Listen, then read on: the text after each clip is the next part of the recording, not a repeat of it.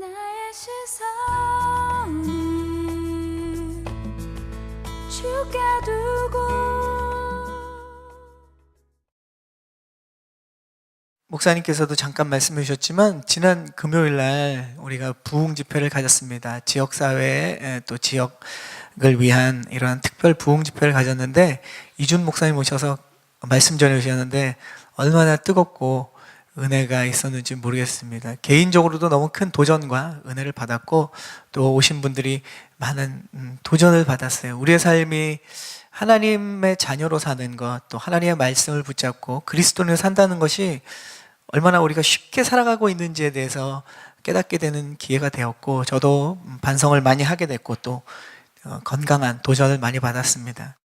많은 분들이 은혜를 받았는데 제가 은혜를 받으면서 사실 한 가지 드는 또 생각은, 그곳에 우리 성도님들이 다 오면 좋은데 이 좋은 말씀과 하나님이 목사님을 통해서 우리에게 주시는 이 메시지가 그런 거 있잖아요. 다 같이 들었으면 좋겠다라는 생각. 근데 확실히 그렇더라고요. 하나님이 여시는 잔치에 모두를 초대하지만 초대받은 사람은 많지 않다라는 것. 그 대신 그곳에 온 사람은 그 하나님의 놀라운 은혜와 또 우리의 삶에 하나님이 어떻게 사랑하시고 어떻게 인도하시는지를 발견할 수 있다는 것. 그래서 너무 좋으면서도 은혜로우면서도 한편으로는 너무 안타까웠어요. 그래서 이번 주 다음 주에 있을 부흥 집회는 꼭 오십시오. 아멘. 네, 와야 은혜를 받습니다. 예수님의 이 복음서에도 있잖아요. 와서 봐야 됩니다. 말로 설명하는 것 가지고는 이 하나님의 은혜를 우리가 다 경험할 수 없는 것 같아요. 그래서 꼭 집회 기억하시고 우리 함께 은혜 받으면 좋겠습니다. 오늘 저희가 읽은 말씀은 이 야곱의 거짓말이라는 제목으로 오늘 말씀을 나눕니다. 저희가 지금 계속 창세기를 보고 특별히 이제 야곱의 사건들을 보고 있어요. 지난주에 야곱의 사건에서는 어떤 이야기가 있었습니까? 이삭은 이제 나이가 들어서 자신의 수명이 다 된 것을 알았어요. 이제 몇 년 더 살 날이 남지 않은 걸 알고 이제 축복을 하려고 합니다. 자녀에게 하나님이 주신 이런 세상의 축복뿐만 아니라 이 영적인 축복을 자녀에게 나눠주려고 하는데, 그것이 이삭은 당연히 큰아들 에서에게 나눠주려고 하죠. 에서를 사랑했고 또 에서가 장자이기 때문에 그냥 세상의 흐름과 방법에 따라서 에서를 축복하려고 했죠. 그런데 이삭이 몰랐던 건 뭡니까? 에서는 하나님의 축복을 유업으로 물려받을 자격이 없는 사람이었어요. 그는 이방 여인과 결혼했고 하나님의 축복을 중요하게 생각하지 않았던 사람입니다. 그리고 하나님이 말씀하셨죠. 복중에서 그 이삭과 에서가 뱃속에 있을 때 하나님이 이미 이삭을 선택했다라는 것을 자기의 아내인 리브가를 통해서 들었던 사람입니다. 그러나 그가 에서에게 유업을, 축복을 물려주려고 합니다. 반대로 그 아내였던 리브가는 어떻습니까? 야곱이 하나님의 약속에 따라서 축복을 받아야 됐습니다. 거기까지는 알았죠. 그런데 리브가는 속임수라는 방법을 통해서 야곱에게 이삭이 축복과 유업을 물려줄 수 있도록 그러한 잘못된 방법, 악한 방법을 쓰게 됐다라는 것을 우리가 지난주에 말씀을 통해서 보았습니다. 악한 방법은 하나님의 방법이 아니었기 때문에 문제를 일으키죠. 이후에도 계속 그 문제가 일어나지만 오늘도 그 악한 속임수의 방법을 쓰면서 일어나는 여러 가지 사건의 구체적인 내용들을 저희가 보고 있습니다. 속임수의 오늘 구체적인 방법을 보니까 리브가가 생각해낸 속임수였어요. 그 내용은 자기의 둘째 아들 야곱을 첫째 아들인 에서처럼 변장을 시키는 게 이 리브가의 속임수의 방법이었습니다. 리브가와 이 야곱이 짜고 아버지를 속일 수 있었던, 아버지 이삭을 속일 수 있었던 이유가 하나 있었어요. 그거는 오늘 성경에 보니까 이삭이 눈이 어두웠다라고 성경은 이야기합니다. 그러니까 눈이 잘 보이지 않는 거예요. 노안이죠. 나이가 많이 들어서 어떠한 질병인지는 모르지만 이삭이 잘 앞이 안 보이는 거예요. 누가 누군지 분간할 수 없는 그 이삭의 약점이 있었기 때문에 지금 리브가와 야곱은 이 속임수를 쓸 수 있었다라는 겁니다. 만약에 이삭이 눈이 잘 보였다면 당연히 형인 에서와 동생인 야곱, 자기 아들 둘을 구분 못할 리가 없죠. 지금 구분 못하는 이유는 눈이 잘 안 보였기 때문에 그렇습니다. 영적인 눈도 마찬가지죠. 눈이 안 보이면 사물과 사람을 구분하기 어려운 것처럼 우리의 영적인 눈이 어둡고 잘 보이지 않는다면 우리는 진짜와 가짜를 구별할 수 없습니다. 우리가 세상을 살면서 보는 것들, 그러나 영의 눈으로 봐야 되는 것들을 우리는 보지 못한다는 거죠. 우리가 눈으로 보이는 이 모든 우리의 하루하루 일상 속에서 보이는 것들이 어떤 게 정말 하나님이 주신 것이고 어떤 게 세상이 주는 유혹인지 우린 잘 구분하지 못합니다. 심지어는 오늘 하루 내가 무언가를 결정할 때 하나님이 원하시는 것이 무엇인지, 아니면 지금 내 마음속에서 내 욕심에서 나오는 것이 무엇인지를 구별할 수 없어요. 왜냐? 영적인 눈이 어두울 때 그것이 진짜와 가짜를 구분하기 어렵다라는 것이죠. 하나님의 축복과 세상의 축복을 구분하지 못하고 세상 축복을 따라, 그러나 결국은 거기 끝에는 아무것도 없는 그 세상 욕심을 따라 가게 된다는 것입니다. 하나님의 축복과 이 세상의 축복은 야곱과 에서의 외모와는 다릅니다. 야곱과 에서의 외모는 완전 다른 사람이었잖아요. 그러나 하나님의 축복과 세상의 축복은 우리가 영적인 민감함으로, 영적인 눈으로 보지 않으면 굉장히 비슷하게 생겼습니다. 천사와 광명한 천사로 가장한 사단이 구분이 잘 안 가는 것처럼 사단은 그렇게 전혀 다른 모습으로 나오지 않습니다. 하나님의 축복과 세상의 축복이 굉장히 비슷한 것처럼 우리에게 다가온다는 것이죠. 그래서 우리는 우리의 일상에서 영적인 민감함, 영적인 눈을 가져야 된다는 것이죠. 우리가 진짜와 가짜를 구분하지 못하면 그것에 대한 방법과 선택과 결과와 영향도 다 거기에 관계가 되기 때문에 그렇습니다. 그래서 우리는 우리의 삶에서 기도가 필요한 이유는 뭔가를 얻기 위해서 기도하는 것이 아니라 하나님과 소통하고 하나님께 물어보면서 내 인생에, 내 삶에서의 영적인 눈이 뜨이기를 기도하는 것입니다. 무엇이 진짜고 무엇이 하나님이 나에게 주신 축복인지를 우리가 알기 위해서 기도해야 되는 거예요. 우리가 왜 말씀을 봅니까? 말씀을 보지 않고 우리가 세상의 삶에서 판단하고 평가하고 우리가 선택하면 그게 진짜인지 가짜인지 어떻게 알 수 있습니까? 우리는 말씀을 통해서 영의 눈을 깨는 거예요. 그리고 무엇을 선택해야 되는지, 무엇이 진짜인지를 구분해낼 수 있는 것입니다. 말씀을 보고 말씀에 비추어서 우리의 생활을 점검하고 우리는 말씀을 통해서 주님께 물어봐야 되는 거죠. 주님, 나에게 진짜가 무엇입니까? 진짜를 볼 수 있도록 인도하여 주십시오. 이것이 우리의 삶에서 기도와 말씀이 중요한 이유고 우리의 영적인 눈이 뜨여지는 필요성이 거기에 있는 것입니다. 한번 따라해 보겠습니다. 진짜를 분별하자. 진짜를 분별하자. 우린 일상에서 날마다 이러한 하나님이 주시는 진짜를 분별하는 노력과 능력을 키워야 됩니다. 오늘 읽은 말씀에 보면 야곱이 지금 형 에서인 척하기 시작합니다. 속임수를 쓰죠. 아버지 이삭은 눈이 안 보이기 때문에 그것을 잘 구분하지 못하는 그러한 일들이 일어납니다. 그런데 지금 이제 리브가가 자신의 남편인 이 이삭이 눈이 안 보이니까 야곱에게 속이는 방법을 구체적으로 알려줍니다. 근데 야곱이 엄마인 리브가에게 묻죠. 우리 11절부터 13절까지 우리 말씀을 읽어보겠습니다. 자, 11절 말씀 시작. 야곱이 자기 어머니 리브가에게 말했습니다.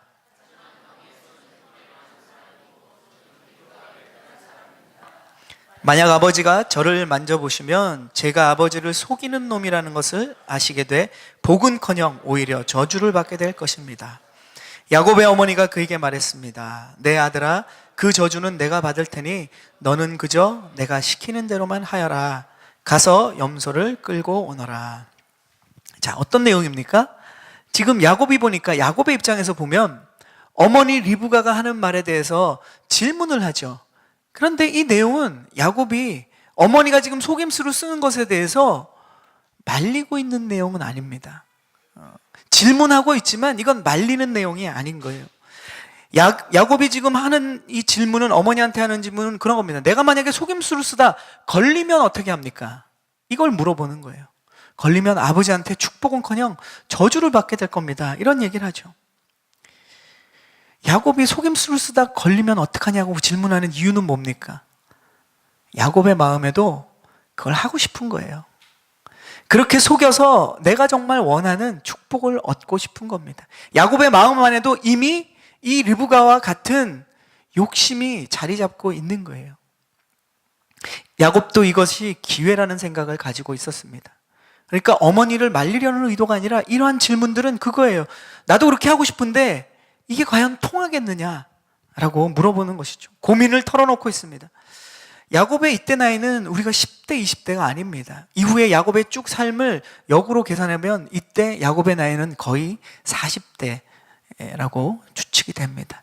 그러니까 무슨 얘기입니까? 어머니가 얘기할 때 아무것도 모르고 사리분별을 못하는 어린아이가 그냥 어머니의 말에 순종하는 이러한 상황이 아니라 다 커서 지각을 알고 무엇이 옳고 무엇이 그른지를 아는 나이에 지금 어머니부터 이 속임수를 쓰자는 제안을 받은 거예요. 그러니까 야곱이 이것에 대해서 선택할 수 있었습니다. 이것을 말릴 수도 있었고 이것에 동참할 수도 있었던 나이인 거예요.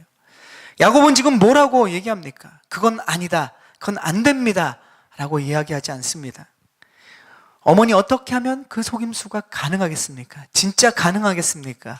이거를 확인하고 있는 거죠.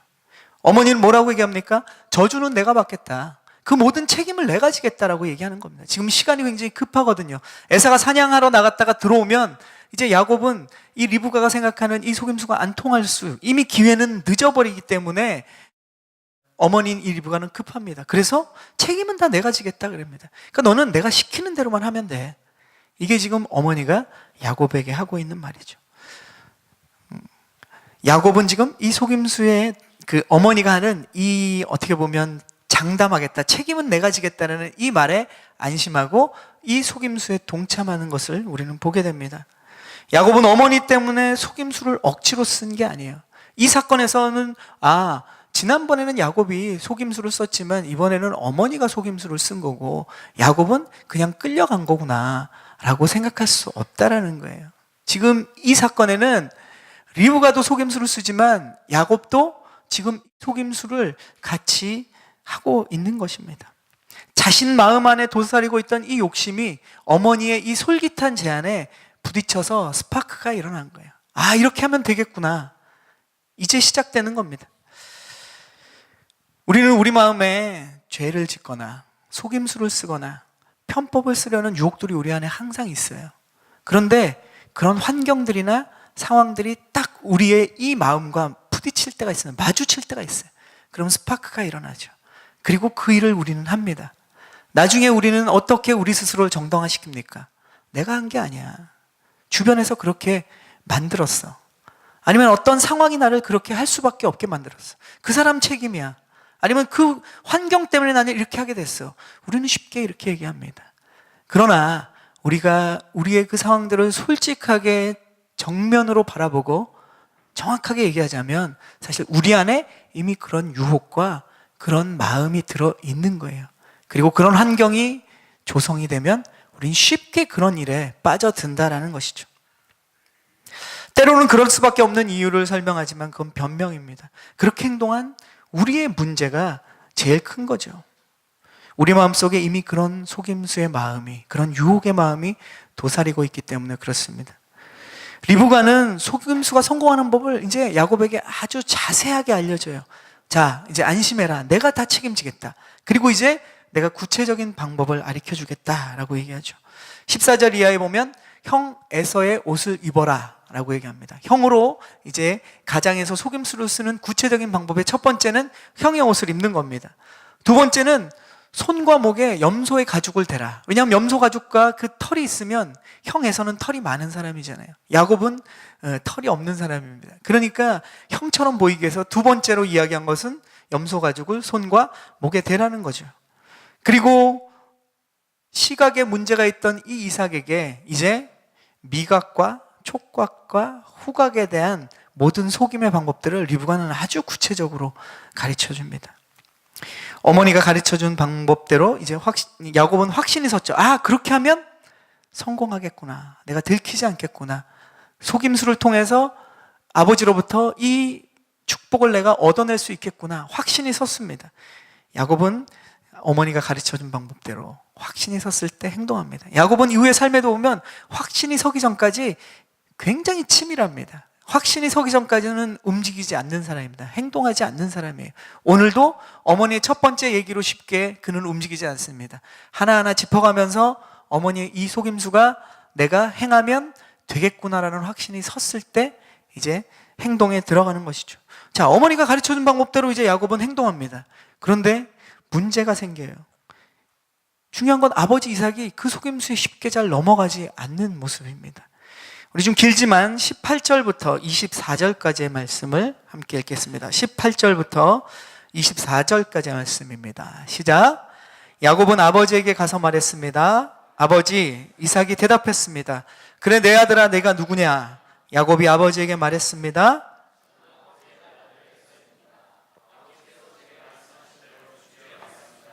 자, 일어나셔서 제가 사냥한 고기를 드시고 저를 축복해 주십시오. 이삭이 그 아들에게 물었습니다. 내가 어떻게 그렇게 빨리 잡아올 수 있었냐? 야곱이 대답했습니다. 아버지의 하나님 여호와께서 제가 사냥감을 금방 찾을 수 있게 해주셨습니다. 그러나 이삭이 야곱에게 말했습니다. 내 아들아, 이리 가까이 오너라. 내가 너를 좀 만져봐야 되겠다. 내가 정말 내 아들 에서인지 알아봐야 되겠다. 야곱이 자기 아버지 이삭에게 가까이 가자 이삭이 야곱을 만져보고 나서 말했습니다. 목소리는 야곱의 목소리인데 손은 에서의 손이로구나. 야곱의 손이 그의 형 에서의 손처럼 털이 많았기 때문에 이삭은 알아보지 못하고 야곱을 축복했습니다. 이삭이 말했습니다. 네가 정말 내 아들 에서가 맞느냐? 야곱이 대답했습니다. 그렇습니다. 자, 우리가 이 내용을 읽으면서 어떤 느낌이 됩니까? 속임수는 이미 이제 시작됐어요. 확신이 있었습니다. 야곱은 될 줄 알았는데 중요한 건 문제가 생겼어요. 이삭이 거기에 안 속아주는 거예요. 그 속임수에 그대로 말려들지 않습니다. 이삭이 의심합니다. 첫 번째는 아니 어떻게 사냥하러 나갔는데 멀리 갔다가 사냥감을 찾아갖고 요리를 해갖고 와야 되는데 어떻게 이렇게 빨리 사냥감을 찾아서 요리를 해가지고 왔느냐. 이게 첫 번째 의심입니다. 의심은 꼬리를 물죠. 두 번째는 그렇다면 네가 에서가 맞는지 내가 직접 만져보고 확인해 봐야 되겠다. 세 번째는 어떻습니까? 목소리가 맞는지 다시 한번 물어봅니다. 리브가와 사실 야곱의 속임수는 굉장히 치밀했어요. 첫 번째는 시각이었죠. 이삭이 보이지 않는 것. 오감 중에 첫 번째 시각, 가능했습니다. 안 보이니까 속일 수 있다고 생각했죠. 그 다음에 미각, 그렇죠?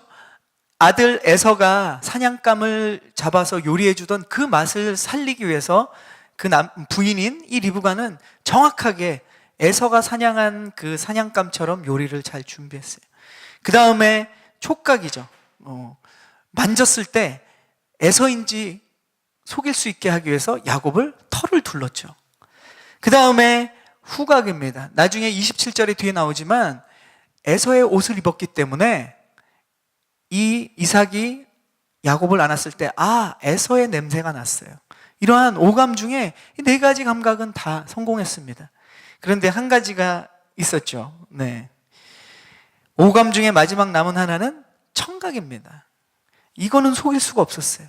왜냐하면 야곱이 이렇게 될 걸 진작에 알고 있었던 게 아니기 때문에 형 에서를 성대모사할 준비를 한 적이 없었죠. 근데 지금 급하게 보니까 이 5가지 이 이삭이 가지고 있는 감각을 다 속일 수 있었는데 그 중에 나머지 하나 청각을 못 속였어요. 속임수가 진행되고 마무리는 무엇으로 결정나는가? 이삭은 야곱에게 물어봅니다. 너가 진짜 에서가 맞느냐? 목소리를 다시 들어보는 거예요. 그런데 이삭은 뭐라고 얘기합니까? 제가 에서 맞습니다 라고 얘기합니다. 마지막 마무리 결정은 뭡니까? 말이에요. 말. 야곱은 말을 합니다. 제가 에서가 맞습니다. 결국 마지막 확인은 우리도 그 사람의 말을 통해서 확인하고 싶어 합니다. 우리가 확신을 갖는 건 사실 그 사람의 말에 있죠. 사건의 증거들도 물론 다 중요합니다. 그러나 마지막은 당사자의 말입니다. 그런데 오늘 야곱이 한 이 마지막 말은 뭡니까? 거짓말이에요. 마지막 가장 중요한 것. 야곱은 지금 아버지에게 거짓말을 하고 있습니다. 거짓말을 술술술 잘해요. 오늘 저 여러분이 읽은 이 말에 보니까 거짓말이 그 짧은 문장 안에 3번이나 나옵니다. 네가 누구냐? 에서입니다. 거짓말했죠. 어떻게 이렇게 빨리 사냥감을 잡아왔느냐? 그랬더니 하나님의 이름을 팔아요. 아버지의 여호와께서, 아버지의 하나님께서 이렇게 사냥감을 빨리 잡게 해주셔서 내가 빨리 이렇게 요리 갖고 왔습니다. 우리가 이제까지 야곱을 보셔서 알겠지만 이후에도 야곱이 아직도 직접 하나님을 만난 적이 없어요. 하나님은 여호와 이름을 이야기할 때도 아직 자신의 하나님이 아닙니다. 그는 하나님을 인격적으로 만난 것 같지 않아요. 당신의 하나님, 아버지의 하나님이라는 거죠. 직접 하나님을 만나지 못한 사람은 하나님의 이 인도하심과 하나님의 역사를 체험할 수가 없습니다. 들은 하나님, 심지어는 이 야곱처럼 주워 들은 하나님 가지고는 우리의 삶이 변화되지 않는다는 거예요. 야곱은 두 번째 거짓말입니다. 그래서 하나님의 이름을 팔아서 여호와께서 순조롭게 만나게 하셨다, 사냥감을. 거짓말하죠. 세 번째, 이삭이 다시 묻습니다. 네가 진짜 에서가 맞느냐? 야곱이 이야기하죠. 진짜 맞아요. 세 번이나 거짓말을 합니다. 세 번의 질문에 세 번의 거짓말을 하죠. 거짓말은 습관 같습니다. 우리가 보면 거짓말을 하던 버릇이 있으면 순간적으로 나오는 말이 뭐냐면 쉽게 거짓말을 한다는 거죠. 위기를 모면하기 위해서 쉽게 거짓말합니다. 심지어는 이게 습관이 되다 보면 자기가 거짓말 하는지조차 모르고 그냥 편하니까 하는 거짓말들이 우리 가운데 있다는 거예요. 그래서 거짓말은 항상 또 다른 거짓말을 낳습니다. 다른 사람은 그게 거짓말인지 아는데도 본인은 이야기하면서 이게 거짓말인지 모르는 정도로 거짓말이 익숙한 사람들도 있어요. 오늘 야곱은 너무 쉽게 거짓말을 하죠. 거짓말이 들키지 않으려고 거짓말을 하고, 거짓말을 통해서 목적을 달성하려고 또 거짓말을 합니다. 사실 이 야곱, 이 성경에서 이 거짓말이라는 건 아담과 하와 때부터 시작됐고, 이 야곱만의 특별한 것은 아니에요. 왜냐? 믿음의, 이 야곱에 보면 믿음의 일대 조상이 누굽니까? 아브라함이죠. 성경에 아브라함이 거짓말하는 얘기가 나와요. 자기 아내를 누이로 속인, 두 번이나 속인 거짓말이 성경에 나옵니다. 그리고 이 야곱의 아버지, 아브라함의 아들 이삭이죠. 이삭도 아버지랑 똑같아요. 자기 아내를 누이로 또 속이는 거짓말을 합니다. 그리고 지금 야곱이 나오죠. 술술술 거짓말을 합니다. 3대가 거짓말을 하고 있죠. 나쁜 씨를 심으면 절대 좋은 열매가 맺히지 않습니다. 거짓말은 우리가 말로 무언가를 심는 거예요. 그 열매는 쓸 수밖에 없습니다. 그 열매는 독이 있는 거예요. 거짓말로 위기를 모면해도 결국 거짓말 때문에 또 다른 위기를 맞이하게 됩니다. 거짓말로 무언가를 이루어도 결국 거짓말 때문에 다 잃어버리는 거예요. 난 거짓말, 어떤 사람이 거짓말해서 잘 되는 걸 봤다. 아직 과정 가운데 있습니다. 반드시 그 거짓말은 그 사람에게 열매가 맺혀지는 거예요. 우리에게도 마찬가지입니다. 거짓말은 언젠가 들통나게 돼 있죠. 사람들에게 들통나지 않더라도 하나님께는 거짓말하는 바로 그 순간 들통이 나게 돼 있습니다. 그래서 지금 야곱이 모르고 있는 한 가지가 있어요. 아버지 이삭을 속일 수는 있었지만 하나님을 속일 수 없다는 걸 야곱은 지금 모르고 있어요. 예수님을 3번이나 부인한 베드로도 그랬죠. 계집종이 묻는 그 3번의 질문에 뻔뻔하게 3번이나 거짓말을 했어요. 주님이 알고 있다는 걸 그때 거짓말을 당신 몰랐죠. 그 위에 닭이 올 때 그는 깨달았습니다. 주님이 말씀하셨고 알고 계신다는 것을. 지금 야곱에게 묻고 있는 이 아버지 이삭 뒤에 하나님이 계신 거예요. 근데 야곱은 그 하나님을 아직도 못 만나고 있는 겁니다. 이삭만 속이면, 아버지 이삭만 속이면 다 될 줄 알았어요. 그러나 그 뒤에 계신 하나님을 속일 수는 없었죠. 사실 지금 이삭이 계속 질문하고 있죠. 이게 진짜냐? 너가 진짜 에서 맞느냐? 하나님께서 지금 이삭을 통해서 야곱에게 질문하고 있는 것을 야곱은 몰랐던 거예요. 야곱에게 진실을 말할 수 있는 기회를 계속 주시는 거예요. 그리고 이 모든 것을 바로잡을 수 있는 기회를 하나님께서 지금 이 야곱의 아버지인 이삭을 통해서 주고 있는데 야곱은 그것을 알지 못했습니다. 잘못된 시작을 바로잡을 수 있는 기회를 야곱은 계속 놓치고 있는 거예요. 오히려 그 기회를 계속되는 거짓말로 그 위기를 모면하려는 야곱의 모습을 봅니다. 사실 오늘 말씀을 준비하면서 제목도 그렇지만 굉장히 부담스러운 부분이었습니다. 과연 누가 거짓말에서 자유로울 수 있을까? 여러분뿐만 아니라 제 자신도 거짓말에서 자유로울 수 있을까? 아니라고 생각합니다. 우리 모두는 거짓말을 하고 살아요. 거짓말에서 자유로울 수 있는 사람은 없습니다. 제가 시작부터 여러분 제목부터 불편하셨을 거예요. 하는 내용도 다 불편하셨을 거예요. 그러나 이 불편함과 우리가 마주치지 않으면 우리는 야곱과 똑같은 삶을 살게 됩니다. 이 불편함을 우리가 부딪힐 때 우리가 어떤 변화가 일어나야 돼요. 우리는 또 다양한 이야기를 하죠. 이 거짓말이 진짜 남들이 얘기하는 악한 거짓말만을 생각합니다. 그러냐 우리가 잘 알고 있지 않습니까? 진짜 같은 거짓말 우리 잘하죠. 거짓말 같지 않은 거짓말 잘하죠. 화이트라이라고 그러잖아요. 화이트라이라고. 선의의 거짓말 같은 애매모호한 것. 우린 사실 그렇게 섞어버립니다. 그러나 진실이 아닌 것은 다 거짓인 거예요. 저와 여러분은 그렇게 살아가고 있습니다. 말씀을 준비하면서 한 주간 엄청 힘들었습니다. 내가 한 주 동안 거짓말을 안 해보자. 한 주는 가능하더라고요. 왜냐하면 오늘 제가 설교를 해야 되기 때문에. 근데 거짓말을 안 하려고 하고 어떠한 것도 진실만을 얘기하려고 하니까 긴장이 되는 거예요. 왜냐하면 내가 좋은 게 좋은 거지 하고 그냥 흘려버리는 진실이 아닌 거짓말 비슷한 거짓말, 그걸 하는 내 자신을 발견하게 됐습니다. 그러니까 긴장하지 않으면 우리는 쉽게 좋은 게 좋은 얘기를 하게 돼요. 그런데 우리 안에는 하나님이 우리에게 원하시는 것은 무엇이냐? 진실이라는 거죠.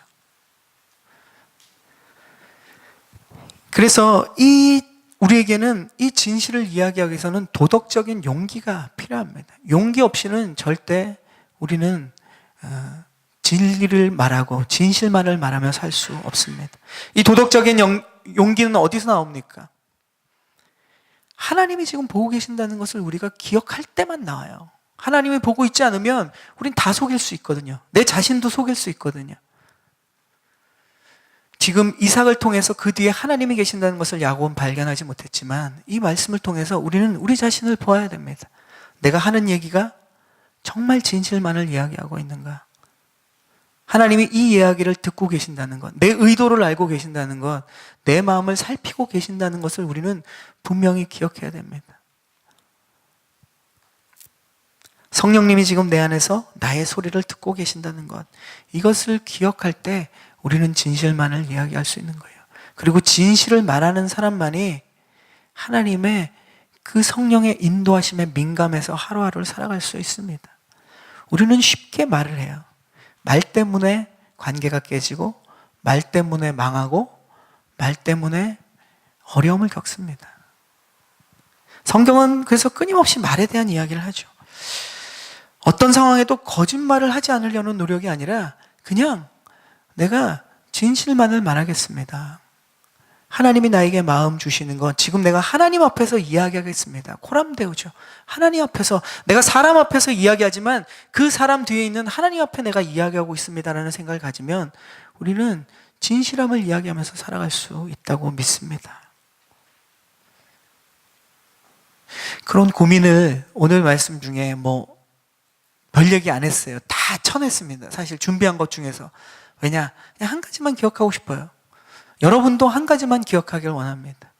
내가 만나는 사람들과의 이 말 속에 그 사람이 아니라 그 사람 뒤에 있는 하나님을 보고 내가 정직하게 진실을 말할 수 있느냐.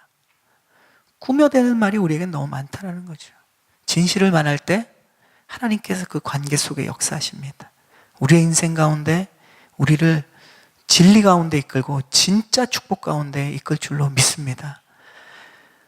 이삭, 에서, 리브가, 야곱 다 똑같아요. 저와 여러분과 똑같습니다. 그런 성경이 이것을 적나라하게 믿음의 사람들로 보여주는 건 뭡니까? 우리로 하여금 그 전철을 다시 밟지 않기를 하나님은 저와 여러분에게 말씀하십니다. 이 시간 여러분에게 주신 하나님의 마음이 있다면 결단하며 나아가는 저와 여러분 되길 축복합니다. 아멘. 이 시간 우리 함께 기도하며 나가겠습니다.